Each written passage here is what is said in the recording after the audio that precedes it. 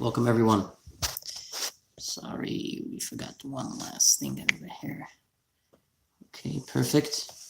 Comments are welcome.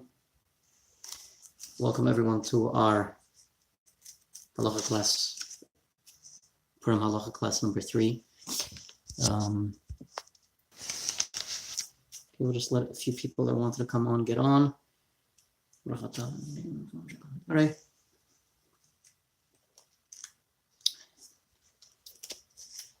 Yes, and I'm sorry for those that did expect it at 9 o'clock. I had a small emergency. In Chabad, there's always something happening, so I'm sorry, and please bear with me. And I hope that perhaps my organization skills will be even better in the future, and we'll be able to work. There are people that are talented that even with all the emergencies, they could still somehow make things happen. So we're getting there. I'm still young. So welcome. We spoke last week about the laws of Tanit Esther, the laws of the fast day of Esther, and now we're going to be talking about the laws of Purim. I think all of you are awaiting this. This is viewed both on YouTube and on Facebook, and it is also saved on both YouTube and Facebook on our YouTube channel. We have a beautiful library of classes that you could always go back to and learn and listen, etc. from. So if you're not live now, please don't worry, and please don't worry, as we will have it saved.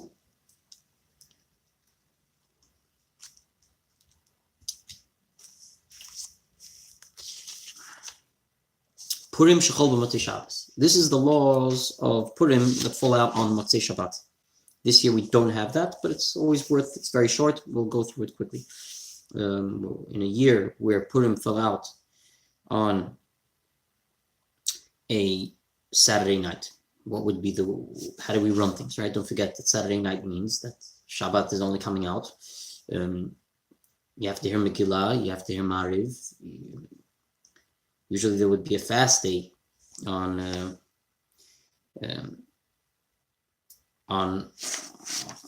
the day before, so it ends up being the day prior, not on Friday. We said it would be Thursday.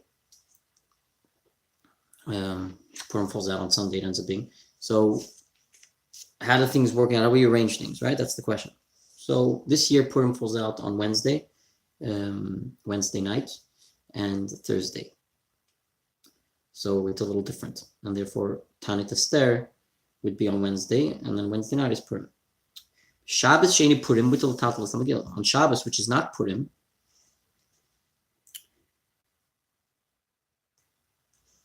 you're allowed to carry the Megillah.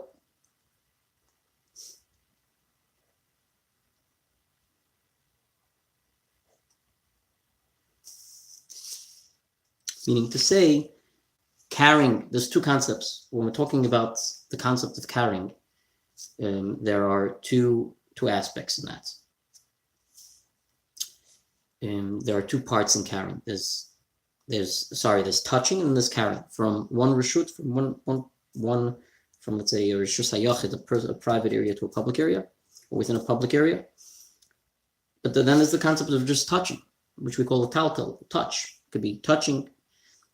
Like money, for example, on Shabbos, I'm at the touch period. Doesn't matter if you're going from one rishus to another rishus. Doesn't matter. There's the issue of just touching, period. So Shabbos, it's not Purim. Are you allowed to touch a Megillah on Shabbos? That's not Purim. Shabbos, that's not Purim. He's allowed to touch a Megillah. What's the reason why you wouldn't be allowed to touch a Megillah? Can anyone think? What's the reason why a person shouldn't be touching something on Shabbos? Because maybe he will go and do something wrong with it. He'll go carry it to another domain. Being that it's Shabbos, that's not Purim, we're not worried, he says. We're not worried that he's going to go and carry it. That gzeira, that decree of Rabbah that says that maybe Shema Yaviran B'Shus Rabbah, maybe he'll go carry it. If it was Purim today and he was touching it, then we could say maybe he's going to go somewhere and carry it. But being that it's not Purim today, therefore he doesn't have to use it. Therefore, touching it, we're not scared that by touching it, he's going to go and use it where he shouldn't be, meaning going and walking in other domains, which is forbidden on Shabbos. So Shabbos is not Purim, and therefore he's not going to walk in another domain with it, which is forbidden on Shabbos, and therefore he could touch it. We're not scared.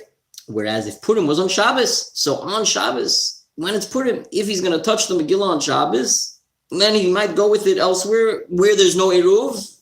In our area in Farsals, we have Eruv, even though some still don't use the Eruv. They are careful not to use the Eruv because either sometimes the Eruv falls down in the middle of Shabbos and we don't even know, or he goes to another area, another country, another place where it doesn't have Eruv, and because he's so used to on Shabbos using Eruv, he thinks he can carry. And people lose the whole concept of Shabbos. Again, the halacha teaches us a leeway, and gives us a way that we can use an Eruv. Don't get me wrong. But if you notice someone being strict, don't make fun of that person. Understand that there's a reasoning why you shouldn't use Eruv if you don't have to. Because by getting used to the concept of using Eruv, you'll end up going to a different place. And like I know many people have made that mistake and thought, oh, Shabbos, you're allowed to carry. Shabbos, you're allowed to carry. You're not allowed to carry on Shabbos. You happen to be able to carry in your area because you had an Eruv. So what he's saying over here is he's saying that on Purim, that fell out on Shabbos, because Purim fell out on Shabbos and Purim, you have to use the Megillah. And therefore he might, because he has to use the Megillah, like in Chabad, people are calling us to come to their houses to read for them because they need to hear Megillah. And on that note, if there's someone that needs to hear the Megillah, we could try to see to arrange it for them. And because there is this concept that especially so common by us, that we're going to have to go to places to read people the Megillah. So therefore, he might end up taking the Megillah out with him to that place. Therefore, we say you're not allowed to touch it on Shabbos because he might touch it, and therefore it's forbidden.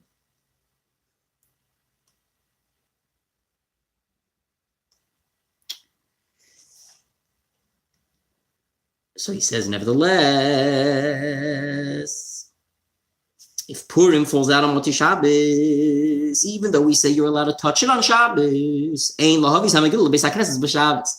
allowed to bring the Megillah to the shul on Shabbos. Afilu, he says, even in a place where there is an Eruv, even in a place where we have an Eruv, right? And you could say, fine, bringing it to the shul on Shabbos,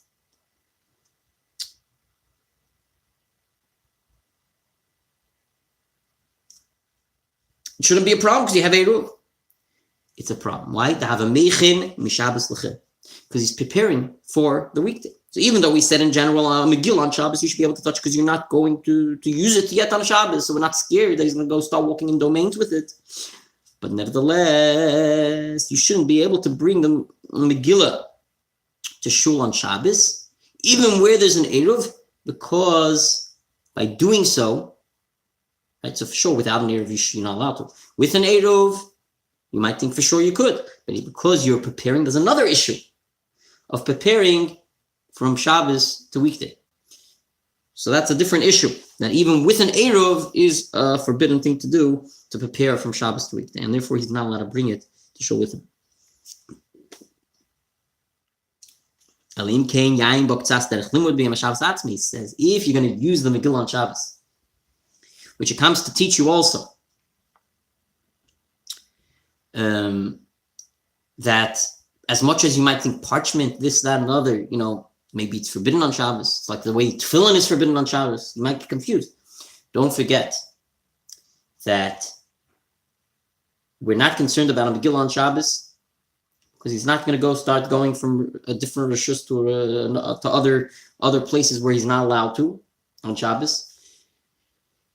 Therefore, if he looked into it on Shabbos, it means he's allowed to actually use the Megillah on Shabbos, he's allowed to touch it. And if he read from it on Shabbos, he can actually also bring it as long as there's an Eruv to shul too. And he won't have an issue because we could say he was reading it. He was learning from it. He was reading it. And it's like other things we say that on Shabbos is it's not classified as preparing from Shabbos to weekday if he also used part of it on Shabbos or he learned part of it on Shabbos, from it on Shabbos, etc. And in this case, he learned from it, so it's considered that he was using it on Shabbos for other things. He wasn't just bringing it to shul just to bring to shul for the Saturday night Megillah reading, but he brought it to shul on Shabbos also because he's learning from it on Shabbos.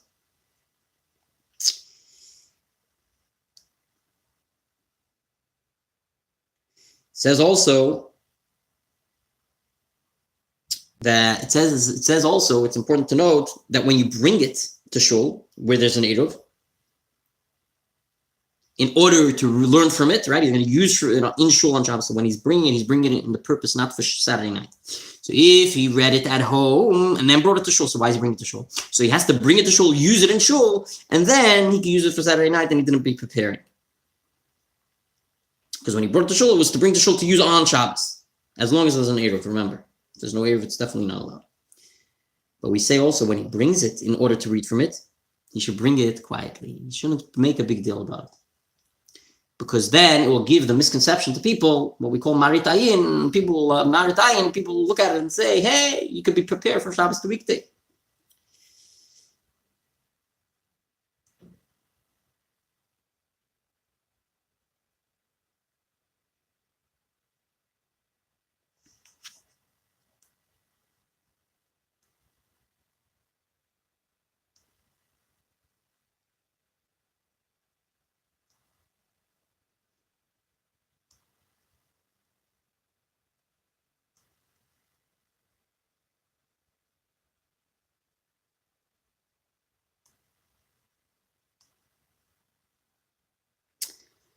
Nevertheless, we actually there's an Aruch HaShulchan that also says you should still be careful. So as much as it's allowed, he still says it's better not to get to this situation where you're bringing it and you're going to look into it. It's a little messy. It makes it sound like we should be careful not to come to this type of situation. Better not to come on to this type of situation. Better try to prevent it. Don't bring it on Shabbos. Bring it before Shabbos. In other words, we are careful not to come to this type of situation where even if you're looking into it, even if you're coming and no one's going to see you bringing it, etc., etc. Better don't. That's about the bringing the Megillah to shul on Shabbos. So what does he say further?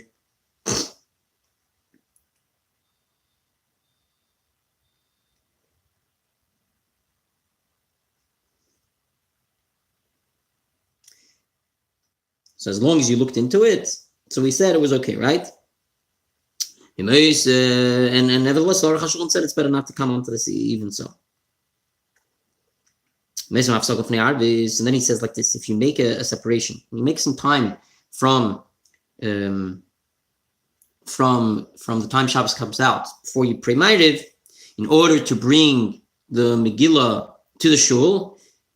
So before he brings the Megillah to shul, he should make sure to say Baruch Hamavdil Mekiddush L'Chel. You should make sure to say Baruch Hamavdil. You should make sure to separate between Shabbos and weekday. Otherwise, again, the same issue. It's like he's bringing it specially to shul while it's still Shabbos for weekday. So he has to make sure that he already took out Shabbos. Baruch Hamavdil Mekiddush L'Chel. When you do something that's not Shabbosdik, you have to make sure as long as the time came, you say Baruch Hamavdil, and then you can bring it. So then when you bring it to shul, then you get out of Ma'ariv. Ma'ariv is not Ma'akiv. Ma'ariv doesn't hold you back. Meaning, if you didn't pray Ma'ariv, it's not going to hold you back from. If you didn't daven Ma'ariv, it's not going to hold you back from taking out Shabbos. That's what he's saying. That you could still stop Ma'ariv afterwards, and you could bring it by saying Baruch Hamavdil Mekiddush L'Chel. Any questions, please ask. You're welcome to comment below. You're welcome to comment in the email. You're welcome to call me afterwards. Whatever it is, I could try to answer you now too. It's always welcome to answer you live. If there's a question I can answer live. As well on YouTube, you're welcome to ask questions if you want and comment below. That's why I left the comment section as well for those that want to comment.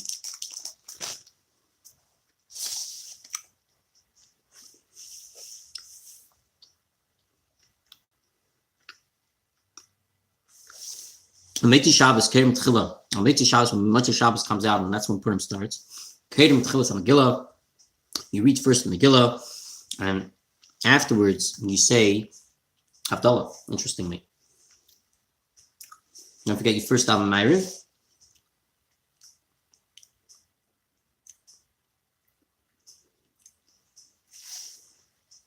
And then you read the Megillah, and then only you do Havdalah. And also, Birchas Peri Merei the bracha of Merei, we say in Havdalah, not before Kriyas Megillah, not before you read the Megillah. So you'll wait, read the Megillah, and then you'll do Havdalah with everything. But if you're doing it in your house, it's better to make Havdalah first, and only afterwards read the Megillah. Why? Because he might forget to do Havdalah. In the shul, we know he'll remember. But if he's not in shul, then maybe he'll forget. Meaning, if he's at home, maybe he'll forget. So therefore, we want him to make sure to do Havdalah first, so he shouldn't forget.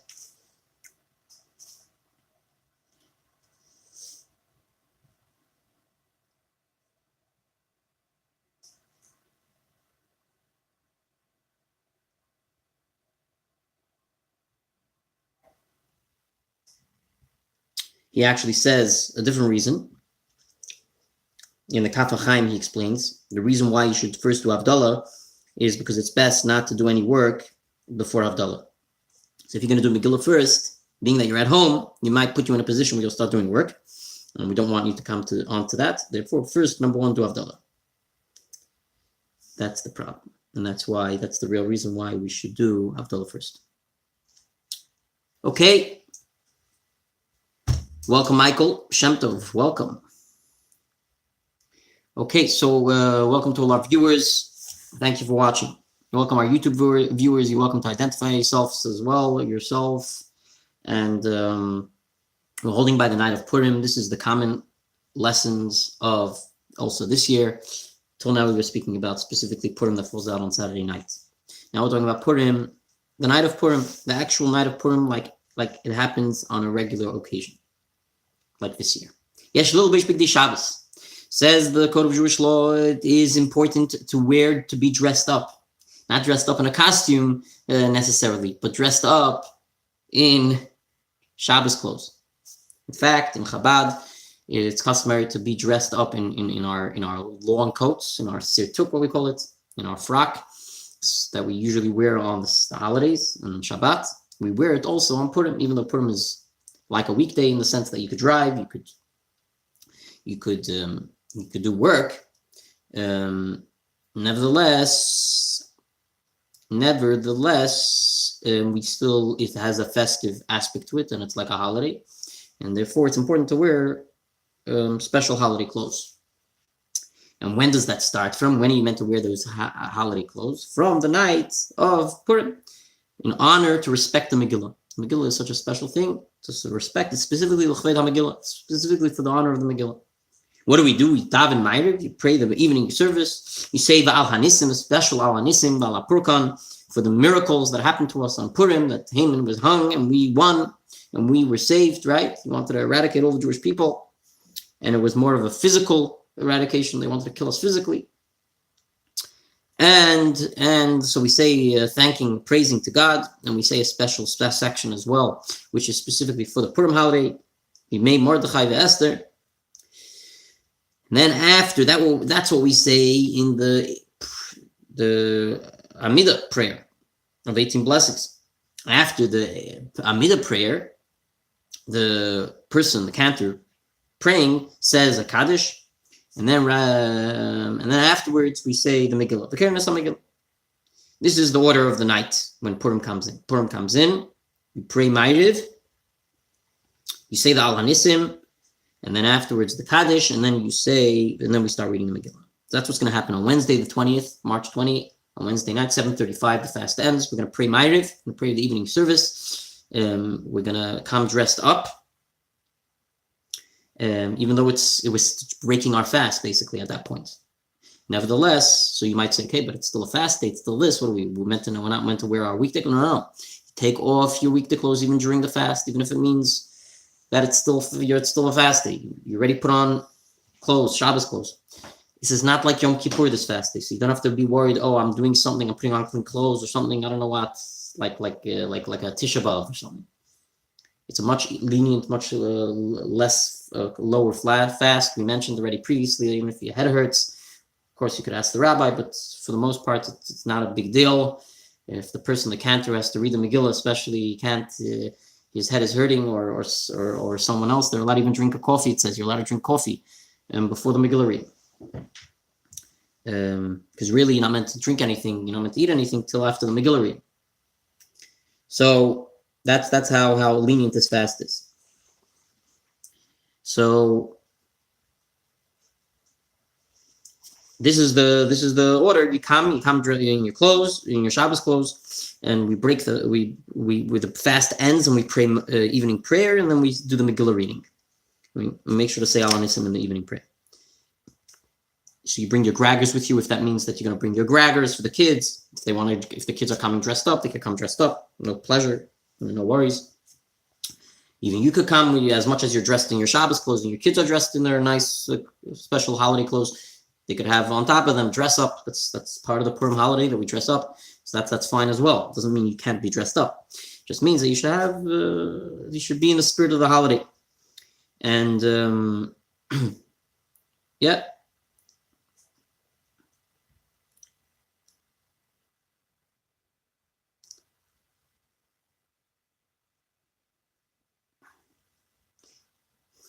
And we say the blessings of the Megillah, and then the cantor reads the Megillah, and obviously by the names of Haman, we bang, make noise, etc. Till that.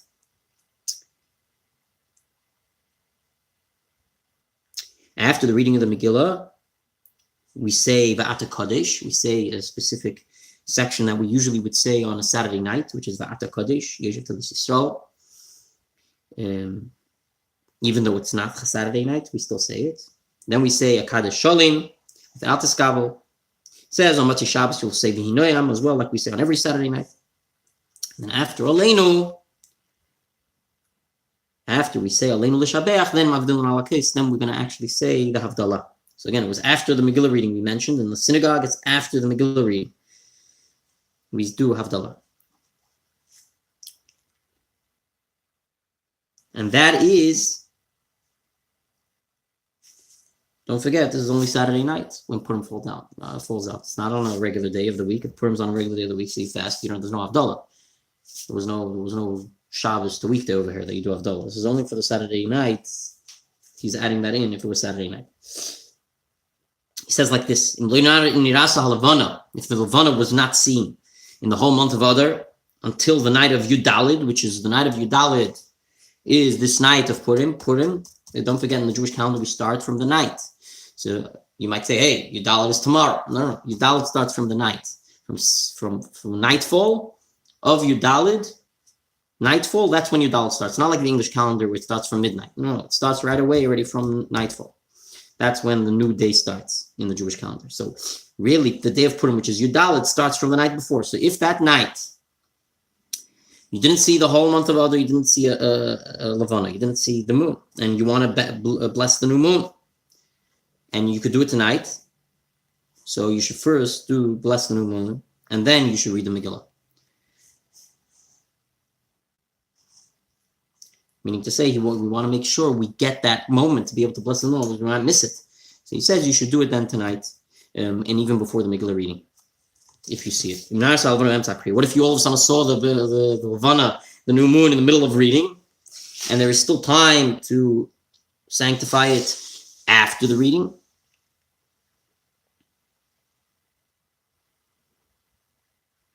So then you should wait till after.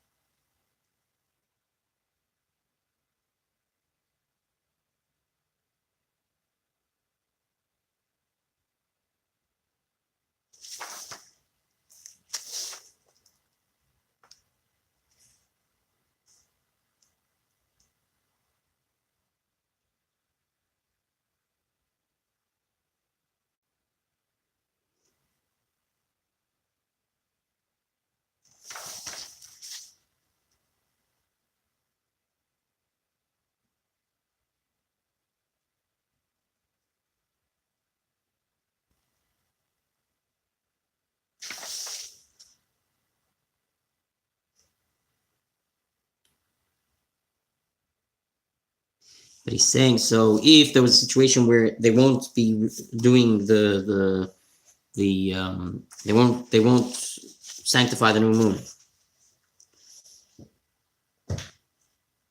meaning they'll read the Megillah and time will pass, and no one sanctified the new moon yet. Then we say you can interrupt in the middle, and then they'll finish the Megillah afterwards.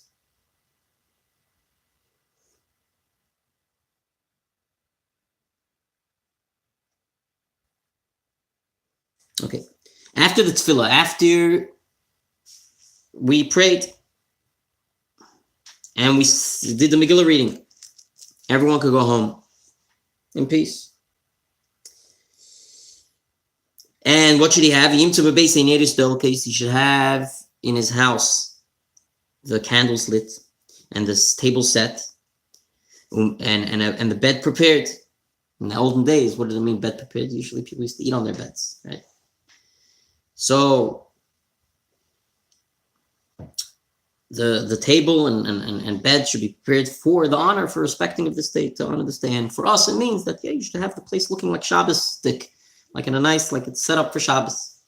When you come home, you should actually enjoy and be happy a little bit, he says, in a certain sense.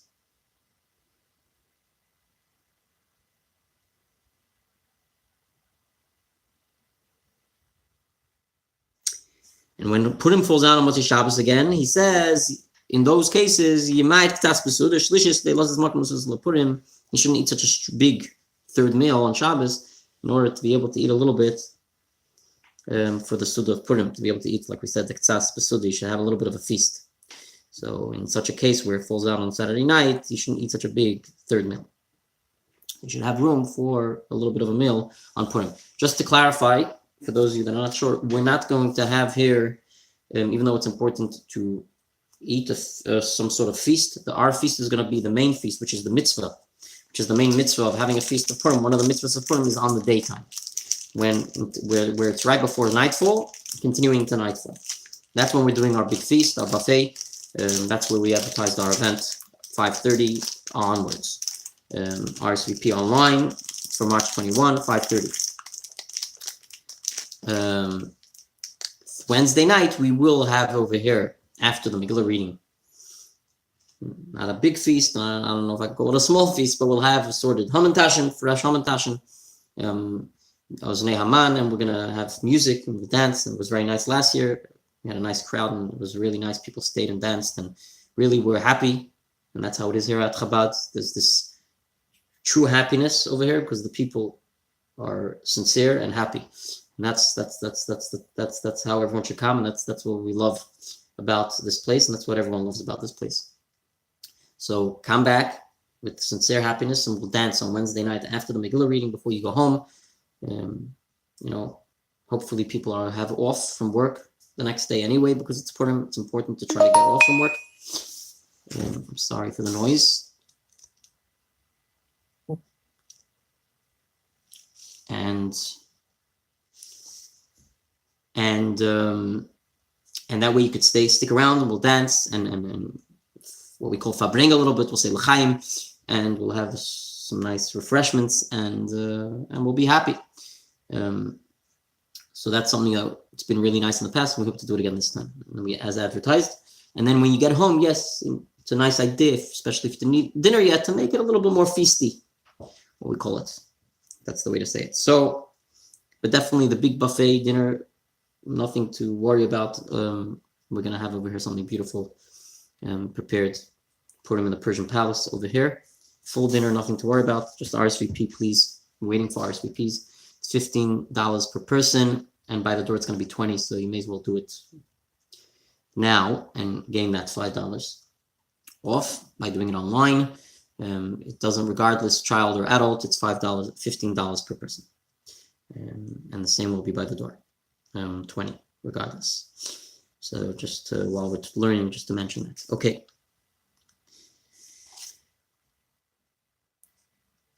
And nevertheless, he says, the Su'udah, this meal that he does on the Purim night, you're not fulfilling that obligation, like we just finished saying. You have not fulfilled the obligation of the Purim meal that we have to do the next day. It doesn't matter that you did it that night. Oh, you say it's the next days. No.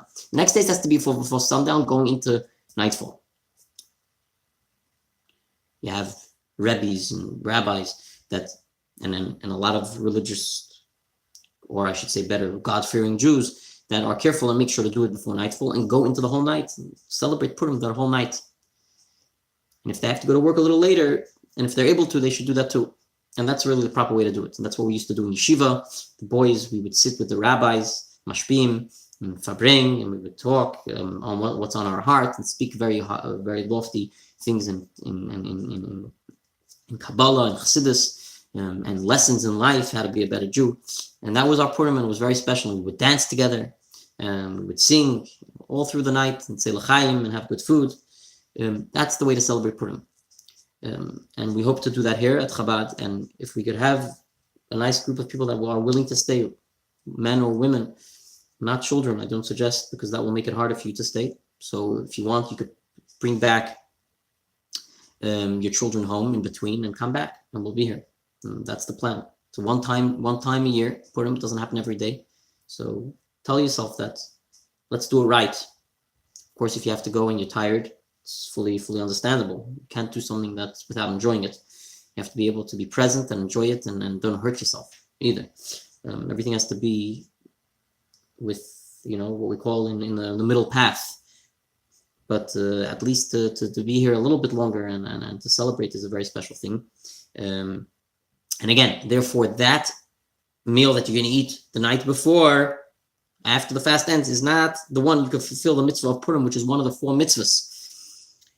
We say that you have to give to the poor, to 2 poor people, the equivalent of a meal. You have to give to 1 friend 2 types of foods as a gift. Mikra Megillah, right? You have to hear the Megillah both at night and day, and the Su'udas Purim. That Su'udah, that meal is not for the night. That meal is not good enough for the night.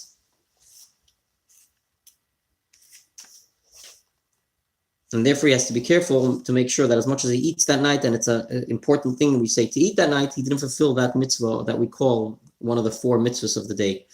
He has to make sure to do it by the next day. Why? Why do we say he didn't fulfill the mitzvah? Because the main meal has to be at daytime. It says, and that's why we make sure before night comes in, we make sure to have started the meal. And throughout the day, you could eat too. But the main thing is that before nightfall, you made sure to wash, and you can continue eating and celebrating through the night. So we bring Purim into the next day. And that's the point. To the extent that if you had washed before nightfall of the next day, and you're celebrating now, you're continuing to celebrate, even though it's already it's the next day. And perhaps you might say that, okay, the next day already came, but being that you didn't bench yet, you didn't make a blessing, a grace after meals, you still say all the wonderful special praises of Al Anissim and the like, because it's like a continuation of your meal from the day before. And that's what's special about this. I think I lost something over here.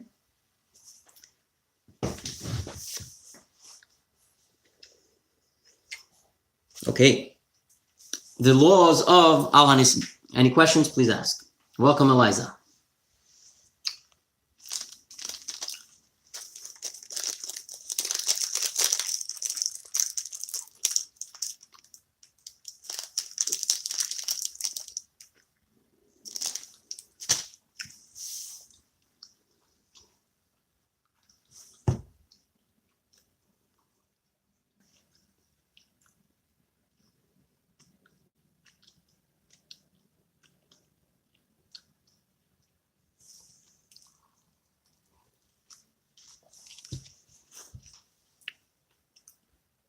The laws of Al Hanissim. We're holding by the laws of Al Hanissim. We are shortly going to end. Another 10-15 minutes. The laws of Al Hanissim. We said that we have to say on Purim the Al Hanissim prayer, which we say in the Amidah, the 18 blessings, the quiet blessings that we say standing up. We add in Al Hanissim. On Purim we say Al Anisim. And we also say it in the Birchat Hamazon, the grace after meals, Balayla Ubayim, both at night and day. What if you forgot to say Al Anisim? The miracle, the passage about the fact that we had miracles, and he forgot to say it in the Amidah prayer. And when did he remember? When he remembered after the closing of the next blessing, after that comes after that, which is Atayv Shimcha L'chon Eloheides. If you look in the Siddur, you'll see what I mean. If he remembered before he said the God's name, he could say again Al Hanisim. But if he remembered only after saying God's name, he finishes the blessings and he doesn't go back. Okay, which is nice to know because at times we say you do have to go back. Like now it's Rosh Chodesh.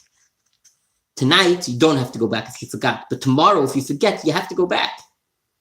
Doesn't help. You have to go back because it's very important to say the blessing of the Yalav Yaveh of the mentioned Rosh Chodesh. And if you don't mention it, then it's a problem. So there we say you have to go back. Here we won't have to go back.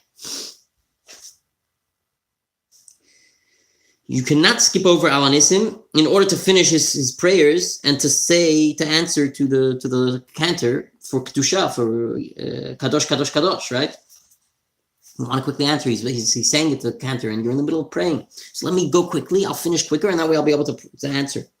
No, you can't do that. You can't go quicker. You can't skip over Al Anisim. You also can't do it for Modim, to say Modim with the tzibur, with the community. When the Chazan says Modim, and you're in the middle of praying still, I'll skip Al Anisim. I'll be able to finish quicker, and that way I'll be able to answer. No. Oh, we said that Al Anisim doesn't hold you back from the prayer. You don't have to go back if you forgot Al Anisim. So why can't I just skip it and I don't have to go back anyway? To purposely do it, you can't.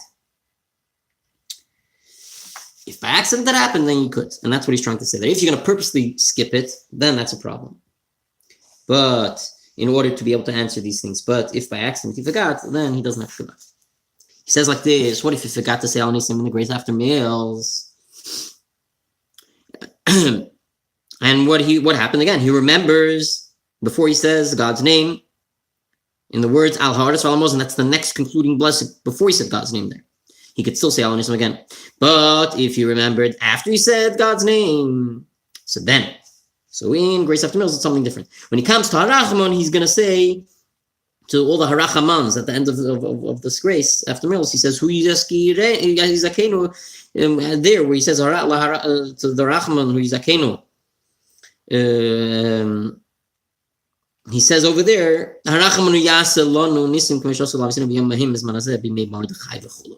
he says, Esther, meaning to say he should still repeat, even though it was after he said God's name. So there we don't say just forget about it. No, he should try to still mention it before he concludes the grace after meals in that place that we just said. Purim of Mukafis. Okay, now I'm going to tell you something which you might have not known about, but we say all cities that had a wall around it from the days of Yoshua ben Nun are classified.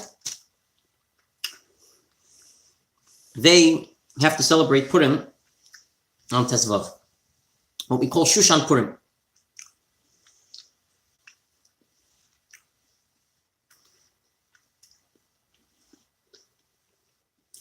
Okay, now there are some that are questionable. We don't know if they had a wall around them.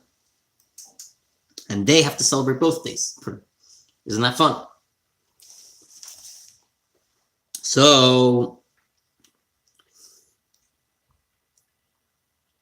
if he said Al Anisim in such a case where they're celebrating the Purim of Mukafim, with the walls around it, those places, like Jerusalem, for example, if he says that, so therefore, if it was Shabbos Purim, and he said Al Anisim,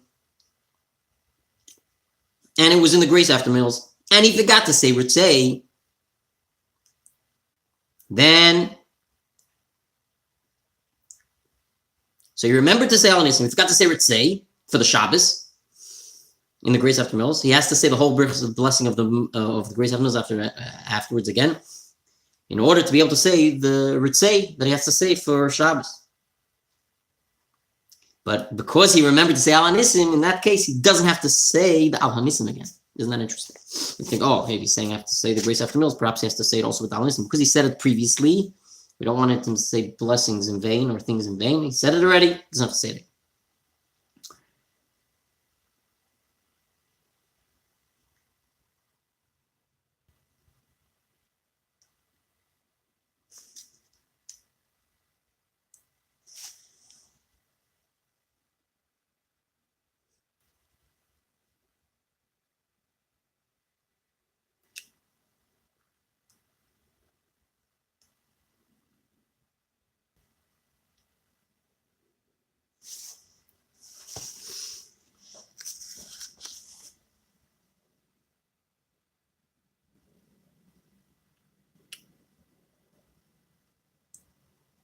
Because what we say that basically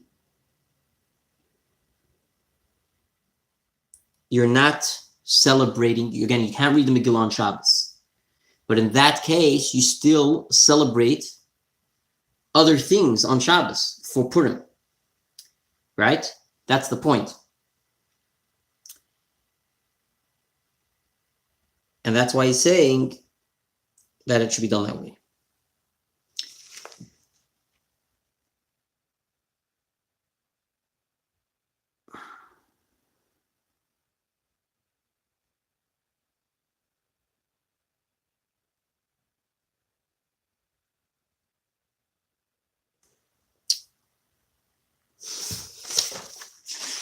Second.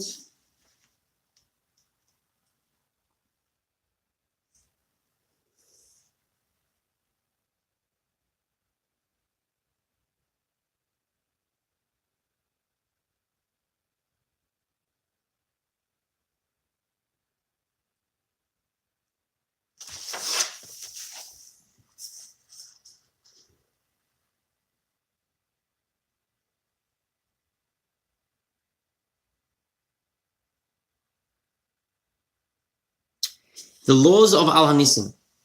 The laws of Al Hanisim in Sudas Purim. In the Suda, in the meal of Purim, Shnimshchad Leil, Moitzei Purim, like we mentioned before.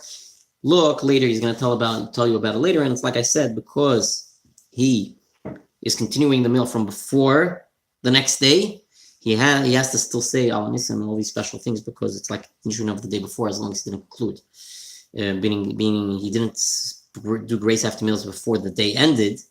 He washed and continued from before the day ended into the new day. Therefore, even though it's already a new day, but he didn't finish eating yet, he was eating throughout the night.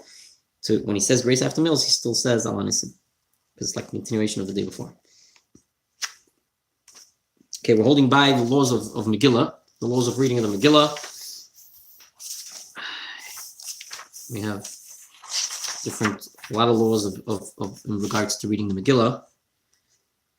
We'll start. We will not end tonight, just because it's a little long and we're running out of time and it's late. It's very late.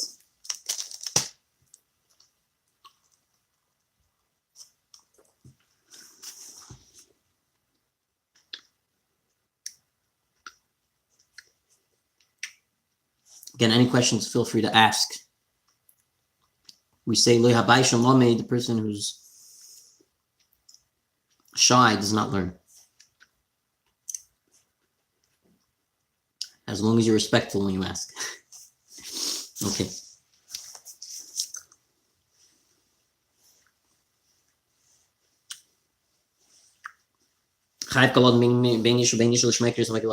Both men and women are obligated to read, to hear the Megillah, both at night and at day. And therefore, and therefore also the Basules,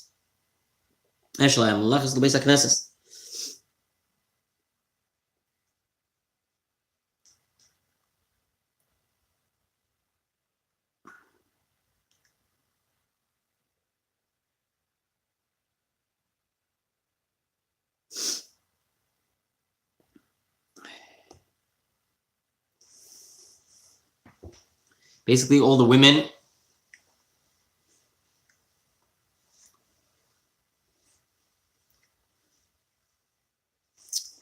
that are even unmarried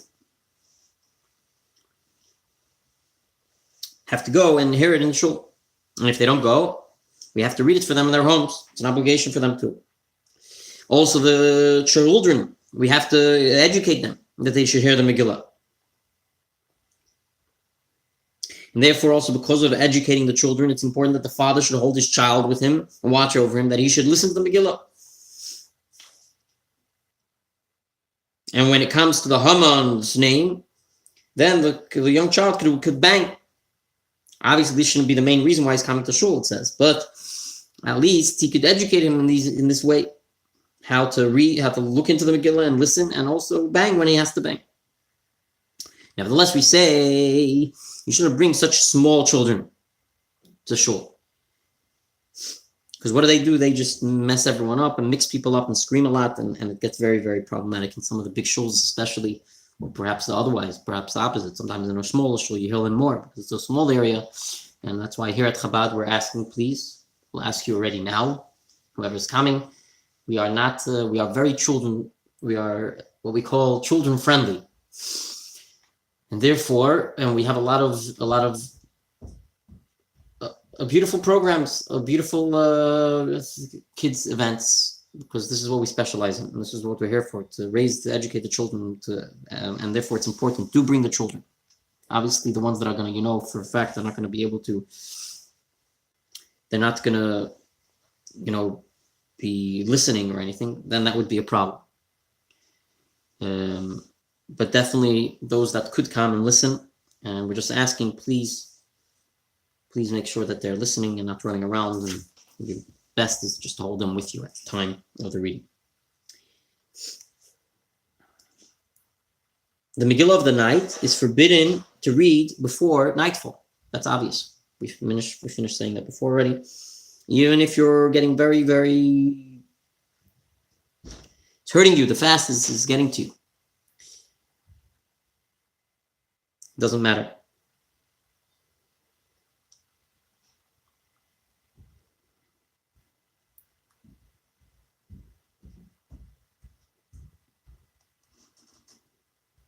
Even though the fast is getting to you and it's hurting you, it's important to make sure that the nightfall came and then read the Megillah and then only break your fast. Meaning, a person might say, oh, the fast is getting to me, I'll start reading the Megillah on the fast day so I can finish everything off to get to the eating. No. You have to make sure it's done to the extent we say you could eat. Better you could eat. If anything, you should break your fast if it's hurting you, instead of reading the Megillah. Meaning the Megillah is an obligation of the night of Purim, and therefore that is definitely something you shouldn't do because you feel like you're going to get over and done with things so you could eat quicker. No, you could if anything, you should break the fast first before reading the Megillah, and wait for the Megillah till after, because the Megillah is important. It should be read at night. The fast, we say, is not as important. It's a more lenient fast, and if you control yourself, you should. And that's what he says. If you're allowed to eat a little bit before the Kriyas Megillah, if that's what's bothering you, but don't do the Megillah in the middle of the fasting. For example, he gives an example like coffee and the like, in order to strengthen yourself from the fast. Welcome to our viewers, our new viewers. Welcome, Boris. It's always nice to see you. Thank you always for spreading the light, spreading the Torah to other channels. And any questions, please ask.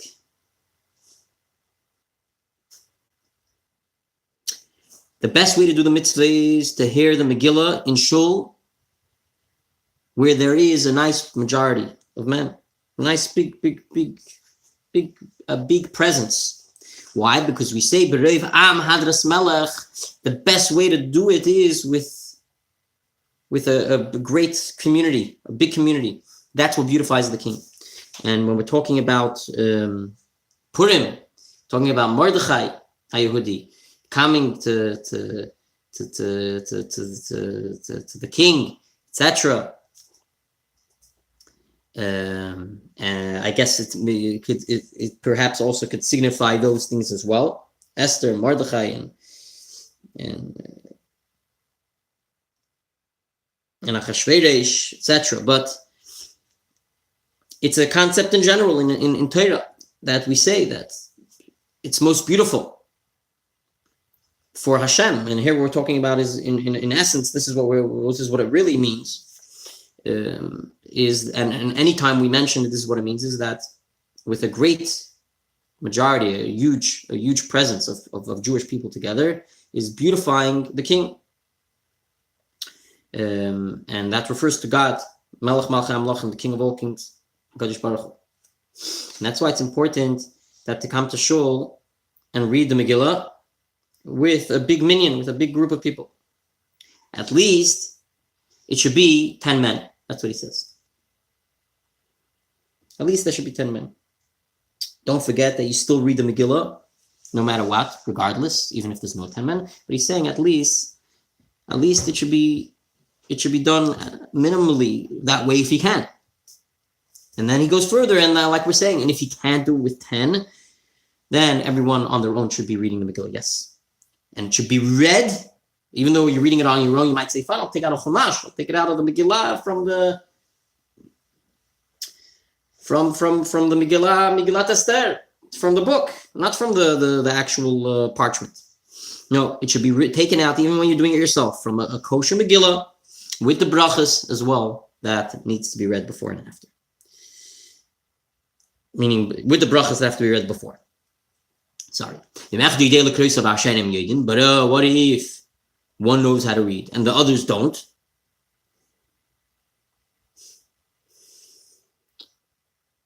So the one that knows how to read, should be reading for them. They'll listen and fulfill the mitzvah as well. It doesn't mean that everyone has to read also from the same Megillah, the kosher Megillah. It means that at least the person who knows how to read should read for them. And this all applies even though it's not 10 men. So you would think maybe for 10 men this applies. No, even for not 10 men, even if there's 3 other men in the room, it's important that at least the one that knows how to read from a kosher Megillah should read, and he'll fulfill the mitzvah. Would you believe it? He'll fulfill the mitzvah, even though it's not 10 men, for them. Just, you could say perhaps a chidush. It's a news, because if there's no 10 men, usually the whole concept of fulfilling the mitzvah is with 10. Here we're saying without 10, also with that kosher Megillah, you can fulfill the mitzvah for the others that don't know how to read.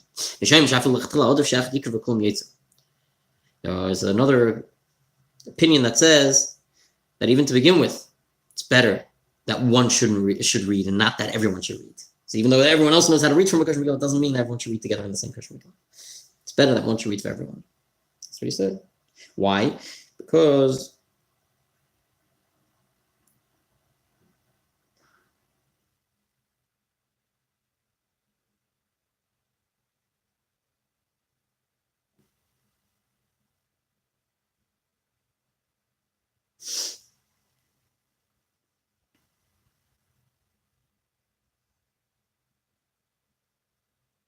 says that people are going to be rolling the Megillah up. And if everyone's going to be reading from the kosher Megillah, if everyone's going to be using it, it's not going to be very good.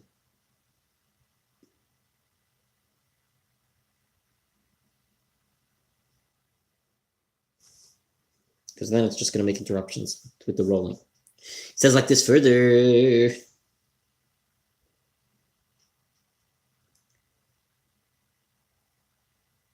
Sorry, I made a mistake. Sorry. I made a mistake. I'm looking at the wrong thing. Sorry.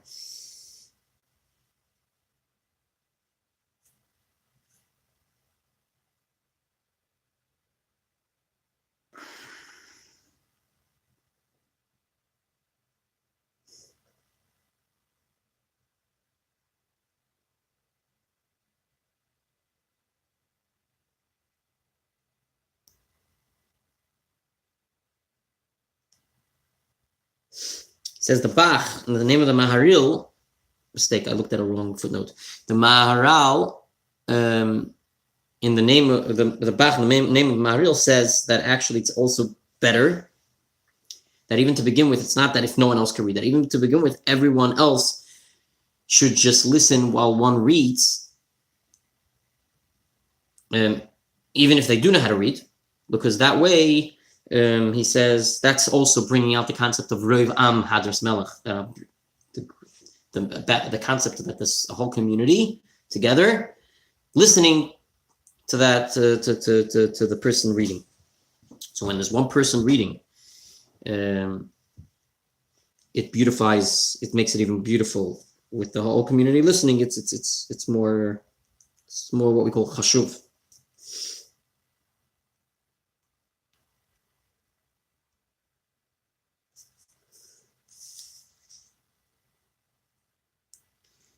He says, and he makes a mention that if you're not having a minyan, make sure that the after blessings you don't do.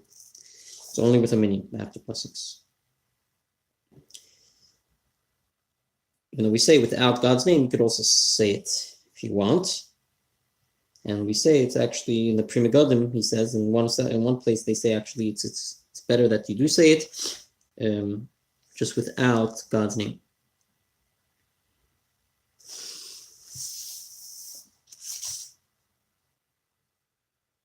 Okay, it's the minhag, it's the custom of all Jewish people that the one who reads, he doesn't read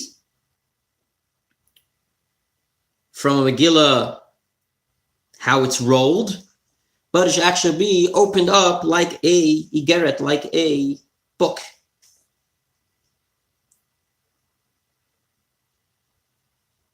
Like a letter. And it should be rolled over each side by one section over one section.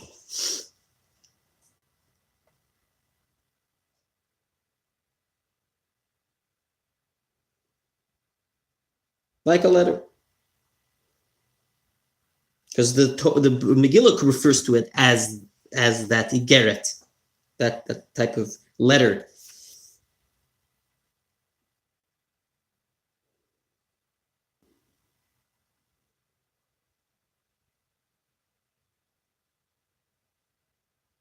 And we don't want to leave it rolled open totally. Yeah, we say it shouldn't be rolled, but it should be totally. But if you're going to open it totally, it's going to roll over totally, like a even though which could be like a letter that way too. It's just going to roll over. It's not going to be respectful for it, and that's why you roll it one under the other. And the Chabad custom is to roll it over one over the other in 3 parts. And also those that are listening, he says, that they have in their hands a Megillah, that they're using a kosher Megillah, they should also do it the same way. And when do you do it that way? Before the blessings are read, it's important to make sure it's all set up already that way. Why? And this is where that footnote was that we mentioned before, is because we don't want you to, after the blessings, start doing that. That's already an interruption. We want to right away from the blessings go straight to the reading, and therefore we want to make sure that it's already set up before the blessings are said. That goes both for the cantor and for those that have the same type of Megillah with them as well, that are listening. That you should, that they should make sure it's set up this way before you say the blessings. So then right away, when the blessings are said, he can continue and he doesn't interrupt to set it up this way. Okay, we want to thank everyone. This is pretty much it for tonight. We're holding by the next law, again, about reading of the Megillah. And it's very nice, these laws, and important to know them for when the time comes, so you know where we're holding, what we're meant to do. If something happens, the rabbi makes a mistake, you could tell him. We learned otherwise. And it's not even about that. It's about just knowing how to tackle the day, and not, God forbid, making a mistake. Sometimes because we don't know things, we unfortunately forget, or we miss out on beautiful parts of it that we would have loved to do and be part of. And by learning these laws now, we have a head start. We know what they are now. We can't say afterwards we didn't know. And everyone could connect in whatever way they can to the best of their ability to be part of this special holiday, with all its mitzvot, with all its beautiful laws.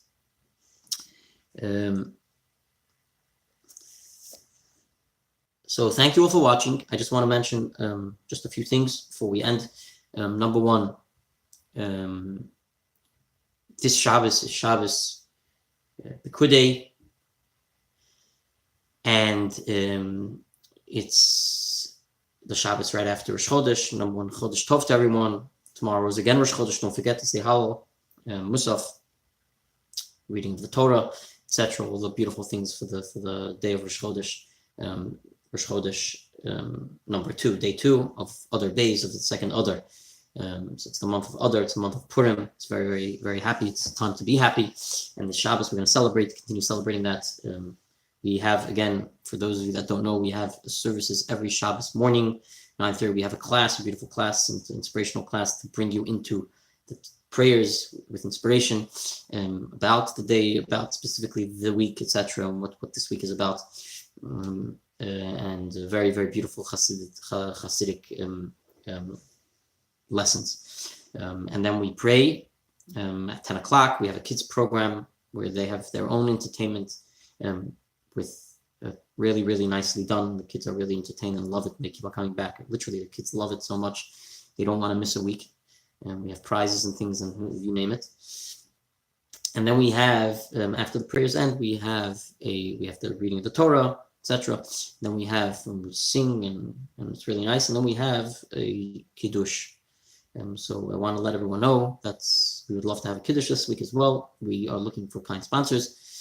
Please let us know if you would like to contribute in whatever way. We want to thank Jeff Zitsky also for his kind sponsorship of $36. And anyone who wants to chip in, the kiddush gets sometimes a little bit more expensive, both from the fact that we want it to be nice for the community when they come. Sometimes people come here, it's not something they could do every week, and sometimes we don't judge, and therefore when they come, we want it to be nice and enjoyable for everyone that it does come on that week, and therefore we try to make it very nice. Some weeks we have a meat kiddush, sometimes we have a fish, sometimes both, depending on the amount that comes in, depending on what the contributors want as well. We try to facilitate to the best of our ability, but it could get expensive, both from the drinks and from the food and the salads and all the homemade goods that my wife Chaya, and we thank her very much, prepares. So anyone could contribute towards the kiddush, please let us know, or just go to our donate page and you can write in the comments when you donate that it was for the kiddush, and we thank you very much. If you want to be the sponsor of the kiddush, you can be in touch with us. We'll let you know the options as well. If you want to actually pay for the whole kiddush, and we've had people like that in the past. That's very kind of you all, and we thank you all for all our contributors. So that's about Shabbos and the kiddush, and it was really nice last week. We thank you all for coming. It was a really beautiful, enjoyable Shabbos, where we had the second Torah taken out. We had a beautiful minyan, inspiration, words of Torah, and the kiddush was really a Purim. We felt the Purim festivities of Shabbos Mavarchim, with blessing the new month, and we prayed and sang together and at the table, really till the end of Shabbos pretty much. It was really nice, and we watched the video. So that's another thing also, when we pray mincha right away after the shacharit, so that way we get that done with Torah reading again, and then we also at the end of Shabbos, when Shabbos comes out, we'll let you know the timing for that tomorrow. But when Shabbos comes out, we have a video production as well, a special video that we show, which is very inspirational for the week ahead. So you're welcome to come for that. And we had a beautiful presence last week of the community, and it was really nice. And it was actually a really nice crowd last week. So thank you for coming, and please come again. Sunday is bagels, lax, and tefillin. It's the first Sunday after the new month, the Jewish new month, and especially this month of Adar. It's important to start on the right foot with simcha, with happiness. We say ein simcha. It says la Yehudim heisa eira v'sasim v'simcha v'ikar, and we say simcha refers to Torah and mitzvahs. Real joy is through Torah and mitzvahs, and v'ikar elu hatfillin. And we say that also in terms of what it said in the Megillah. It speaks about also the tefillin concept, that it refers to tefillin, refers to Torah, and therefore to bring that out, especially in such a month that it's so connected, to come on Sunday and put on the tefillin and happy with happiness and joy, and really joy and really enjoyable because of the bagels, the special breakfast we put together. Like last month, you could ask those that were here, really enjoyable. So please come again. It's going to be at 10 o'clock to 11:30. You could come at 10 if you need to come a little later. That's fine. It starts at 10 and finishes at 11:30, but it's best if you come on time and leave when it ends, because that way you get the whole thing. You get from the praying to the Torah learning and to enjoyable breakfast all at once, and we have nice brewed coffee and really lax, cream cheese, bagels, and really nice drinks and spreads and pastries. So we also need sponsors for that. We're still looking for sponsors, and please spread the word. And both, it's all for men and boys over bar mitzvah to come and do a mitzvah, put on tefillin. It's also especially important because the mitzvah for Yitzi, Yitzi Hurwitz, Rabbi Yitzi Hurwitz, the shliach of Temecula, unfortunately has been suffering from ALS for already many years now, too many years now, and he's amazingly inspiring the world around him with his Torah lectures that he does via his eyes. Literally beautiful Torah lectures. You can see them on Chabad.org. Very inspirational. Also, there's video formats of it where he's giving over his message, and it's all via typing with his eyes, which is amazing. Very inspirational. He has a lot to offer, and he's a shliach in his own right. He is a shliach after all, especially with what he's doing right now. And he asked that in honor of his birthday, which just was his birthday, he wants everyone to do mitzvahs, for the women to light candles and for the men to put on tefillin. So we could do a mitzvah for Yitzi, tefillin for Yitzi, come and put on tefillin. It takes 2 minutes and say Shema Yisrael, and do that for him because he's suffering from ALS. We want him to have a refuah shleima, speedy recovery. So that's another reason why everyone should come together as one, especially that he requests that right now in honor of his birthday. And we have to thank Hashem that we're well and we could at least do his requests. And he puts on tefillin even in his situation the way he is, and he wants us to do the same and keep on doing acts of goodness and kindness for his recovery. So that's Sunday. Please come together. We'll learn Torah, we'll enjoy breakfast, and we'll put on tefillin and do a mitzvah, and tell your friends and spread the word. And then, not to forget that we have Purim. Purim RSVP is very important. Please RSVP Purim, March 21, Purim in the Persian Palace. It's very important to RSVP in advance if you want the $15 discount, meaning the $15 instead of $20 per person. It's a full buffet. It's going to be a magic show for the family. Both parents and kids are going to enjoy, and an amazing, really, costume contest, runway, where we're going to have a professional contest, both for adults and children, who dresses the best. So really, get ready, buy your costumes. I know Party City has a special discount, especially for Purim. Go to your Party City in your location. I think in Whitestone specifically, I saw that there was a message like that from the Party City there. You can mention that Chabad told you to come. They have special discounts now for costumes. Get your costumes ready. Purim in the Persian Palace, that's the theme. So make sure you dressed up. Part of the contest will be determining if you actually did Purim in the Persian Palace, you dressed up in that theme, and the best. And both for adults and children, there'll be a grand prize, and there'll be a cocktail bar for the adults. It's with a full dinner, homemade dinner, thanks to all our Kiddush committee and our Purim committee, and you know who you are. So please RSVP. It's all up there on chabadfhn.com, chabadfhn.com, CHABAD, Frank, H for Harry, N for Nancy.com. It's there, very visible. You can't miss it. We want to also mention as well about the Pesach is already here. So don't forget, I know it might sound funny that we're so early, but people already are RSVPing for Pesach and asking about RSVP, and it's already up. Chabad, I should say, has made sure to be on time, more than on time, and we have now the RSVP for Pesach, including the chametz sale of chametz form, including the Pesach fund, and contributions towards this holiday that costs much and for the needy. And this is the time of the year where we are here for those in need, and we do whatever we can to help those in need.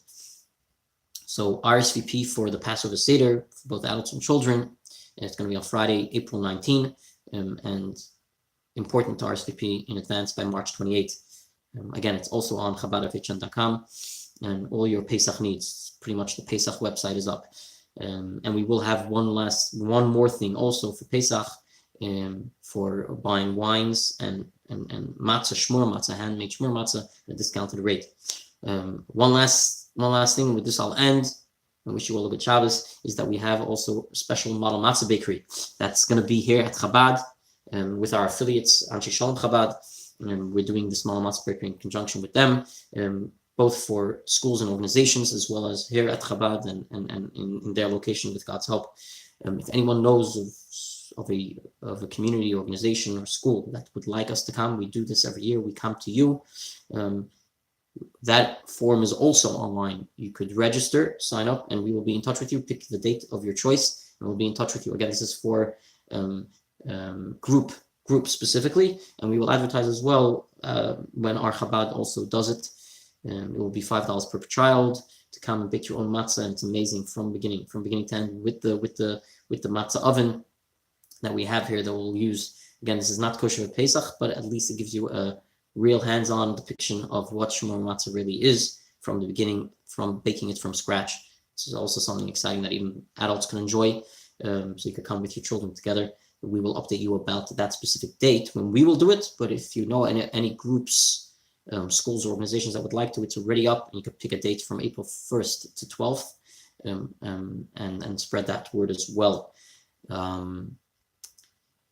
I think that's it for now. If anyone has any other questions, you're welcome to reach out to us at our website, or message us, or you name it, text us. And other than that, we wish you all a Shabbat Shalom, a happy Shabbos, a happy new month of Adar, really a happy month. This is, we say happy month every month, but especially this month, that it's important. It says when Adar comes, it's important to be happy. So really, it should be true happiness. Happiness that comes from the heart. Happiness is from the enjoyment of Torah, mitzvot, from our Jewish values and Jewish pride. So this is a time to regain that strength and energy and inspiration. So wishing you all a good Shabbos and a good Chodesh and a happy Purim in advance. And thank you all for watching, and see you next week. Shabbat Shalom.